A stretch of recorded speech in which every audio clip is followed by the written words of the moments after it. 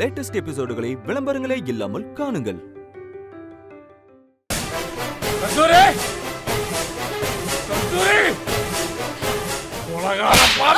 செய்யறதெல்லாம் செஞ்சுட்டு ஒண்ணுமே தெரியாத மாதிரி நின்னு நீலிகரியா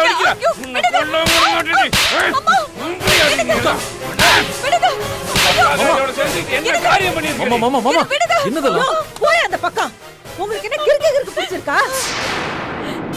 பெத்த பிள்ளைய பறி கொடுத்துட்டு அவளே போன மாதிரி நடமாடிட்டு இருக்கா. அவளை போய் கொல்ல போறீங்களே என்ன? புள்ள பொண்டாட்டி எல்லாரையும் கொன்னுட்டு அந்த குடும்பத்தோட போய் சேர்ந்துக்கணும், அதானே உங்க திட்டம்? எல்லாத்துக்கும் காரணம் நீ தாண்டி. நீ உள்ள வராத வரைக்கும் இவ ஒழுங்கா தாண்டி இருந்தா கோவப்பட்டு கத்துவாளே தவிர தப்பா எதையுமே யோசிக்க மாட்டா. நீதான் இவ மனச விஷமாக்கிட்ட. ஒன்ன தாண்டி முதல்ல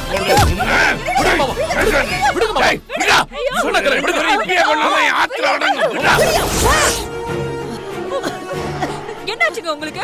பையன் செத்து போனதுல உங்களுக்கு புத்தி பேதலிச்சு போச்சா? நடந்துக்கிறீங்க. புள்ளைய கொன்ன கொலகாரிங்களை பார்த்தா ஒரு அப்பனுக்கு வெறி தாண்டி பிடிக்கும். என் பையனை கொன்ன கொலகாரிங்க நீங்க 2 பேரும் தான்.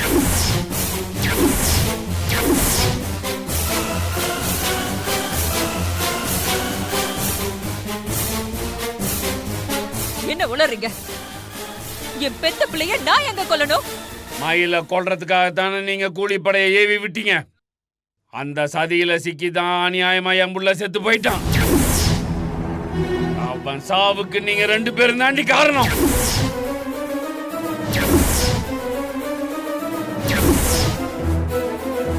சும்மா நீங்க எங்க மேலயே பழிய போடாதீங்க. எங்களுக்கு எதுவும் தெரியாது. யார கொல்றதுக்கும் நாங்க திட்டம் போடல. போய் சொன்ன உன்னை அப்படியே கொல்றேன். அந்த கூலிப்படையை நான் பிடிச்சிட்டேன். நீங்க சொல்லிதான் மயில கொல்ல பார்த்தோன்னு அவனுங்க எல்லாருமே என்கிட்ட உண்மையை ஒத்துக்கிட்டானுங்க.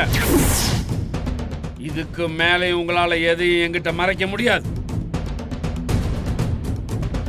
அக்காவும் தங்கச்சியும் கூட்டு சேர்ந்து ஏண்டி இப்படி பண்ணீங்க? மயில் உங்களுக்கு என்னடி பாவம் பண்ணா? அவளை எதுக்கடி கொல்ல பாத்தீங்க? நிறுத்துங்க. அவதான் உங்க கடைசி பொண்ணுன்னு எனக்கு தெரியும்.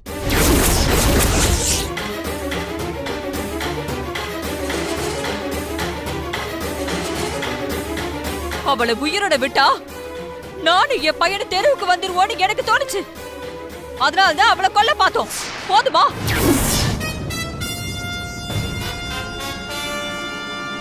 வெற்றி செத்ததுக்கு நாங்க தான் காரணம்னு சொல்றீங்கல்ல, அது உண்மை இல்ல. வெற்றியை கொண்டு நீங்க தான். நீங்க தான் எல்லாத்துக்குமே காரணம். நீங்க மட்டும் தான் காரணம். நீங்க எனக்கு புருஷனா, வெற்றிக்கு அப்பாவா இருந்த வரைக்கும் எல்லாம் நல்லபடியா தான் போயிட்டு இருந்துச்சு.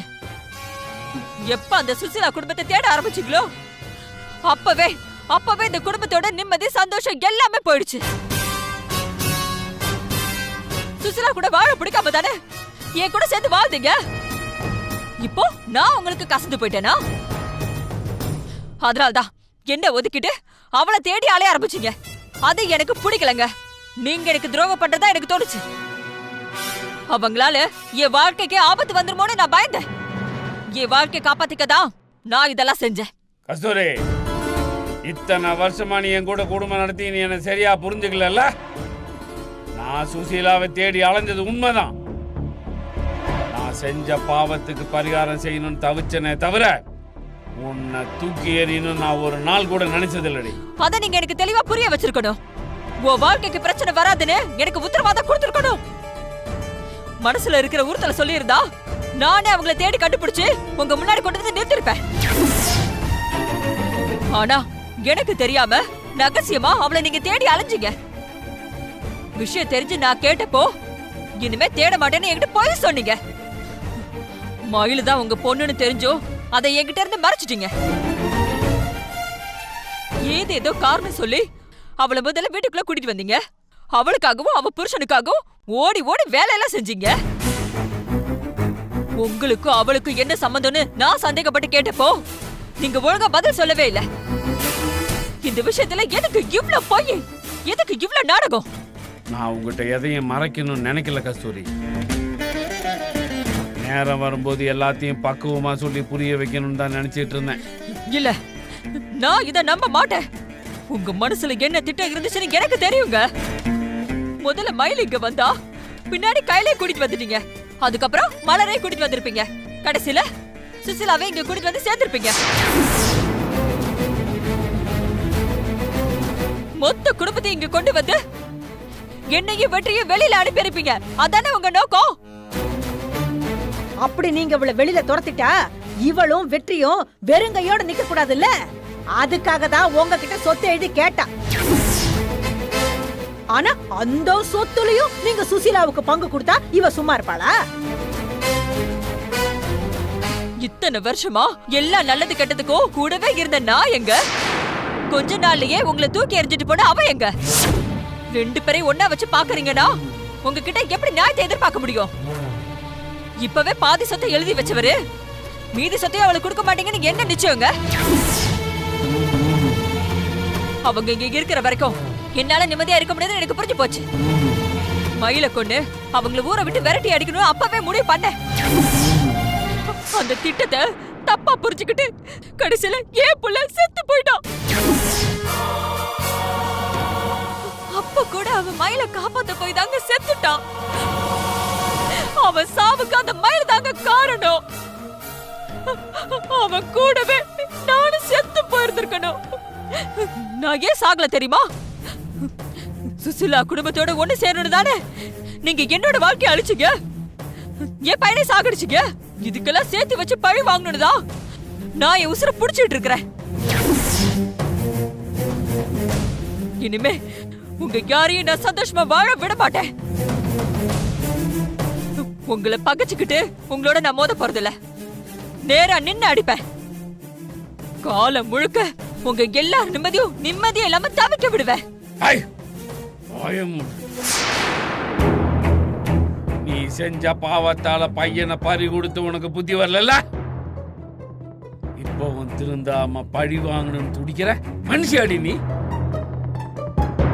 ஒன்னா மாதிரி ஒரு கேவலமான ஒருத்தியோட என்னால வாழ முடியாது. இவ்வளவு வன்மத்தோட இருக்கிற உனக்கு இந்த வீட்டுல இடமும் கிடையாது. பொடி வெளியே. நான் ஏன் போனோம்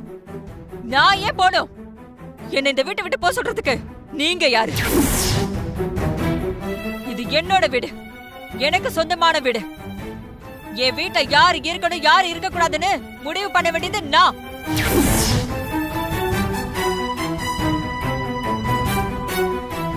எப்ப என்ன மறந்துட்டு அந்த குடும்பம் தான் எனக்கு முக்கியம் நினைச்சீங்களோ அப்பவே என் வாழ்க்கையில நீங்க அவசியம் இல்லைன்னு நான் முடிவு பண்ணிட்டேங்க.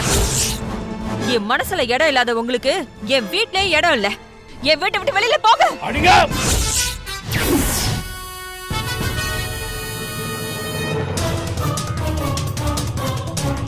என்ன அடிச்சீங்கன்னா வாங்கிட்டே இருப்பேன்னு நினைச்சிட்டு இருந்தீங்களா? எதுக்குமே ஒரு எல்லை இருக்கு. என்னைக்கு அந்த சுசிலாவை உங்க மனசு தேட ஆரம்பிச்சதோ அன்னைக்கே என் மனசு விட்டு போச்சு. என் பையனுக்கு அப்பனோட ஆதரவு இல்லாம போயிடக்கூடாதுன்னு தான் நான் எல்லாத்தையும் பொறுத்துக்கிட்டு இருந்தேன். உங்களையே இழுத்து வச்சு புடிச்சுக்கிட்டு இருந்தேன். என் பையனை இல்லைன்னு ஆனதுக்கு அப்புறம் நீங்க என் வாழ்க்கைக்கு தேவையே இல்ல. அதான் சுசிலாவோட குடும்பம் உங்களுக்கு கிடைச்சிருச்சுல்ல. அவ கூட சேரும் தானே இப்படி துடிச்சிங்க. நானே உங்களை வழி அனுப்பி வைக்கிறேன். நீங்க நிரந்தரமா அங்கே போயிடுங்க. நீங்க எனக்கு வேணாம். கஸ்தூரி, கோவத்துல வார்த்தையை விடாத. என்ன பேசணும்னு தெரிஞ்சு புரிஞ்சு பேசு. அவ தெளிவாதான் பேசுறா. அத புரிஞ்சுக்கிற புத்தி தான் உங்களுக்கு இல்ல. ஒரு புருஷன் தன்னை மறந்துட்டு வேற ஒரு குடும்பத்தை தேடி போனா எந்த பொண்டாட்டியாலதான் பொறுத்துக்க முடியும்? புருஷன் என்ன செஞ்சாலும் பொண்டாட்டி சகிச்சுக்கிட்டு வாழ்ந்ததெல்லாம் அந்த காலம். துரோகம் செய்யற ஒன்ன மாதிரி புருஷனெல்லாம் தூக்கி எறியறது இந்த காலம். நீங்க 2 குடும்பத்தை வச்சுக்கிட்டு உங்க இஷ்டத்துக்கு அங்கேயும் இங்கேயும் தாவிக்கிட்டு இருப்பீங்க. உங்க சந்தோஷம் தான் முக்கியம்னு இவ எல்லாத்தையும் பொறுத்துக்கிட்டு இருக்கணுமா? அப்படி ஒரு வாழ்க்கை இவளுக்கு தேவையில்லை. அப்படி ஒரு புருஷன் இவளுக்கு தேவையில்லை. உங்க சுயநலத்துக்காக ஏன் தங்கச்சியோட வாழ்க்கைய பலி கொடுக்கறது இனிமே நடக்காது. ஏன் தங்கச்சிக்கு இப்ப சொத்து இருக்கு, உறவுன்னு சொல்லிக்க நாங்க இருக்கோம்.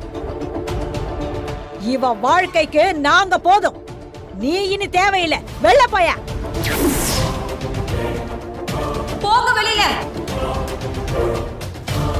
இதுக்கு மேல இங்க நிக்கிறது உனக்கு தாயா கேவலம். போய வெளில.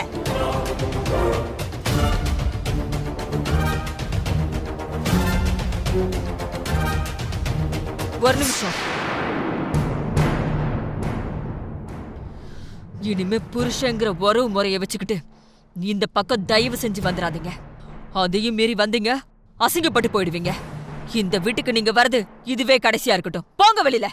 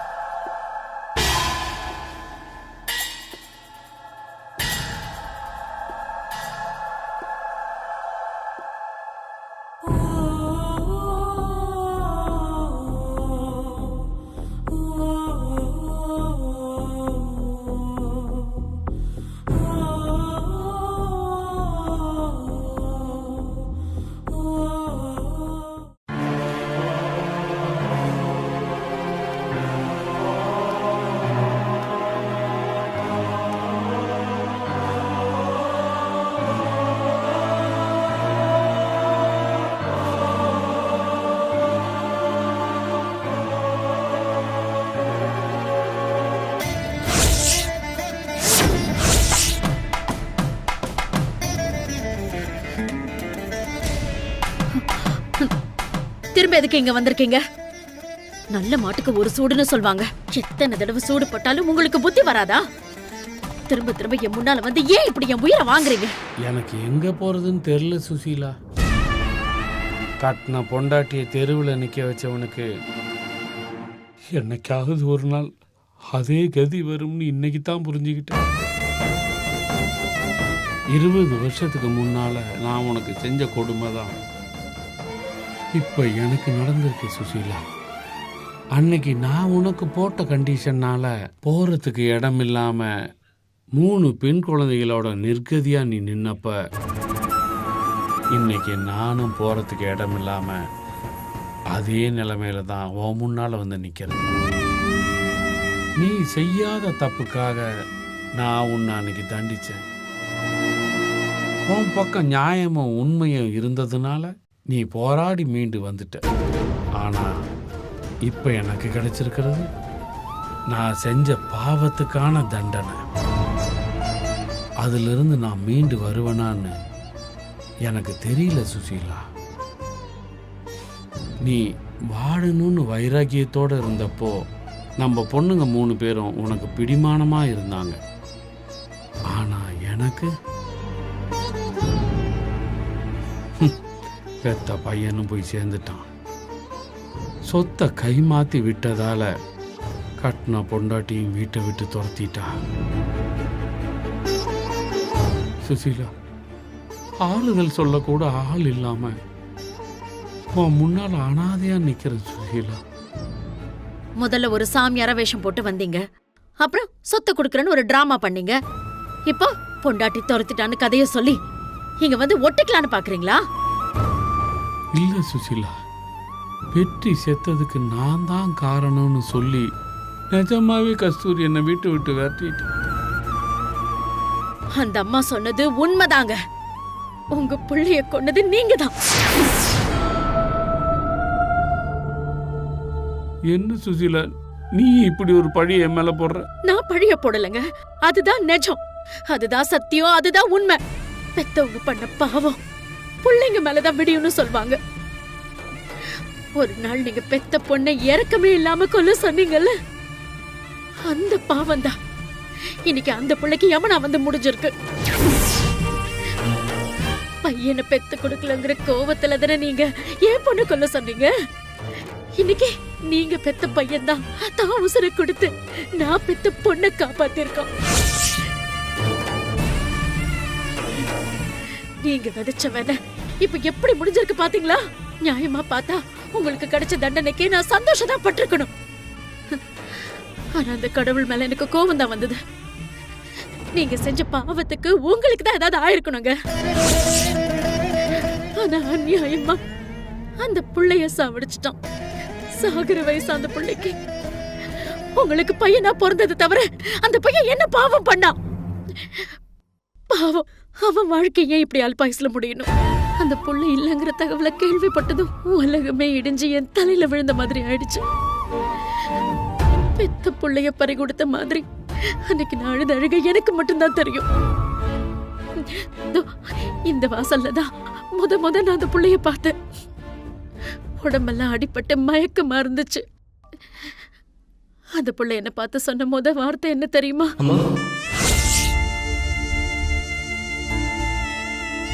அப்பவே எனக்கே தெரியாம அவன் மேல என் புள்ள என் பையங்கிற பாசமும் அக்கறையும் எனக்கு வந்துருச்சு. அதான் மயிலுக்கு கூட தெரியாம அன்னைக்கு அந்த புள்ளைய தப்பிக்க வச்சேன். அவன் திருந்தி வந்தப்போ இந்த வீட்லயே நான் அவனுக்கு அடைக்கலம் கொடுத்தேன். அவனும் எனக்கு ஒரு புள்ளையா என் பொண்ணுங்களுக்கு தம்பியா இந்த வீட்டுல சந்தோஷமா இருந்தான். அந்த புள்ள மட்டும் என் கூடவே இருந்திருந்தா நல்லா இருந்திருப்பான். அவனையும் என்கிட்ட இருந்து பிரிச்சு கூட்டிட்டு போய் இன்னைக்கு அநியாயமா அந்த புள்ளைய சாகடிச்சிட்டீங்க.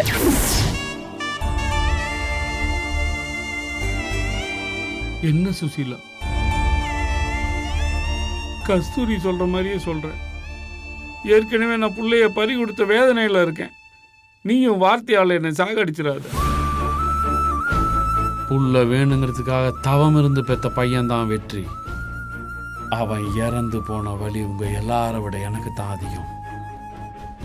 அதை புரிஞ்சுக்காம கஸ்தூரி தான் என்னை கொலகாரன்னு சொல்லி வீட்டை விட்டு அனுப்பிச்சுட்டா. நீயாவது புரிஞ்சுக்குன்னு சொல்லி தான் நான் இங்க வந்தேன். புரிஞ்சிருச்சு, நல்லா புரிஞ்சிருச்சு. என்ன வெட்டி விட்டுட்டு அந்த அம்மாவோட போய் சேர்ந்துக்கிட்டீங்க. அந்த அம்மா உங்களை விரட்டி விட்டுட்டாங்கன்னு என்ன தேடி வந்திருக்கீங்க. யார்கிட்டயும் உண்மையா இல்லாம இப்படி மாறி மாறி ஓடிட்டு இருக்கீங்களே, உங்களுக்கு அசிங்கமாவே இல்லையா? நீங்க வேணான்னு முடிவெடுத்தா நான் வேலைக்கு போயிடணும். நீங்க வேணும்னு நினைச்சிட்டா உடனே நான் உங்களை சேர்த்துக்கணும்ல. அப்ப எனக்குன்னு ஒரு முடிவே இருக்க கூடாது. எனக்குன்னு எந்த விருப்பு வெறுப்பும் இருக்க கூடாது. எவ்வளவு தூரம் நடந்ததுக்கு அப்புறமும் உங்க இஷ்டத்துக்கு என்ன ஆட்டி வைக்கணும்னு நினைக்கிறீங்களே, மனுஷனா நீங்களா? இதுவே பழைய திமிரு பிடிச்ச குருமூர்த்தியா இருந்திருந்தா நீ சொல்ற மாதிரி தான் யோசிச்சிருப்பான். ஆனா இப்போ நான் திருந்தி மனுஷனா வந்திருக்கேன். சுசீலா, நீ என்னை சேர்த்து தான் ஆகணும்னு நான் அதிகாரம் பண்ண வரல, அடைக்கலம் கேட்டு தான் வந்திருக்கேன். இந்த ஊர்ல எனக்கு உறவுன்னு சொல்லிக்க உன்னை விட்டா வேற யாரு இருக்கா சுசீலா? அந்த உறவை தான் அன்னைக்கு யாரு தெரிஞ்சிட்டீங்களே. இப்ப எந்த மூஞ்ச வச்சுக்கிட்டு என்கிட்ட உறவை கொண்டாட வந்திருக்கீங்க? என்னைக்கு நான் உங்களை விட்டு விலகி வந்தனோ அன்னைக்கே உங்களுக்கும் எனக்கும் இருந்த புருஷன் பொண்டாட்டிங்கிற உறவு முறிஞ்சிருச்சு. இப்ப எந்த உரிமையில எனக்கு இங்க ஒரு இடம் கூட இந்த வீடு தேடி வந்திருக்கீங்க? 20 வருஷமா ஒரு நாள் கூட எங்களை தேடல, ஒரு நிமிஷம் கூட எங்களை பத்தி யோசிக்கல. பொண்டாட்டி இருக்காளா, 3 பிள்ளைங்க இருக்காங்களான்னு யோசிக்கல. இன்னைக்கு உங்களுக்கு ஒரு பிரச்சனைன்னு வந்த உடனே இந்த வீடு தேடி வருவீங்க. நாங்க உங்களை ஏத்துக்கிட்டு உடனே அடைக்கலம் கொடுத்துடணும். என்ன பார்த்தா பைத்தியக்காரச்சி மாதிரி தெரியுதா? எப்ப நீங்க வேண்டாங்கிற முடிவுக்கு நான் வந்தனோ அப்பவே நீங்க யாரோ நாங்க யாரோன்னு ஆயாச்சு. கண்டவங்களுக்கு எல்லாம் இடம் கொடுக்க என் வீடு சத்திரம்ல. இந்த வீட்டுல உங்களுக்கு இடம் கொடுக்க முடியாது. வெளியில போங்க. சுசீலா, நான் எங்க போவேன் சுசீலா? ஏன் இந்த ஊர்ல லாட்ஜ் இல்லையா, இல்ல ஹோட்டல் இல்லையா? எங்கேயாவது போய் தங்குங்க. எங்க வேணாலும் போய் இருந்துக்கலாம் சுசீலா, அது விஷயம் இல்லை. ஆனா நான் இப்ப இருக்கிற நிலைமையில நான் தனியா இருக்கிற அளவுக்கு உடம்புலையும் மனசுலையும் தெம்பு இல்லை. மனுஷங்களோட இருந்தா கொஞ்சம் ஆறுதலா இருக்கும்னு தான் இங்கே வந்தேன். பிறந்த குழந்தைய கொல்ல சொன்ன நீங்க, பெத்த பிள்ளையோட சாவுக்கு காரணமான நீங்க மனுஷ ஜென்மமே கிடையாது. அதனாலதான் அந்த அம்மா உங்களை வீட்டை விட்டு துரத்தி இருக்கு. உங்களை நான் இப்ப இங்க சேர்த்துக்கிட்டா இந்த வீட்டையும் சுடுகாடா மாத்திருவீங்க. சுசீலா, உங்களுக்கு இடம் கொடுத்து எங்க நிம்மதியை நாங்க கெடுத்துக்கிறதுக்கு தயாரா இல்ல. ஒழுங்கு மரியாதையா வெளியில போங்க. இல்ல சுசீலா, நான் என்ன நீங்களா ஒழுங்கா வெளியில போறீங்களா, இல்ல நானே உங்களை பிடிச்சு வெளியில தள்ளவா? வேண்டாம் சுசீலா, நானே போயிடுறேன். நான் செஞ்ச துரோகத்துக்கு எனக்கு இதெல்லாம் தேவைதான். இந்த தண்டனையை நான் அனுபவிச்சு தானே ஆகணும்.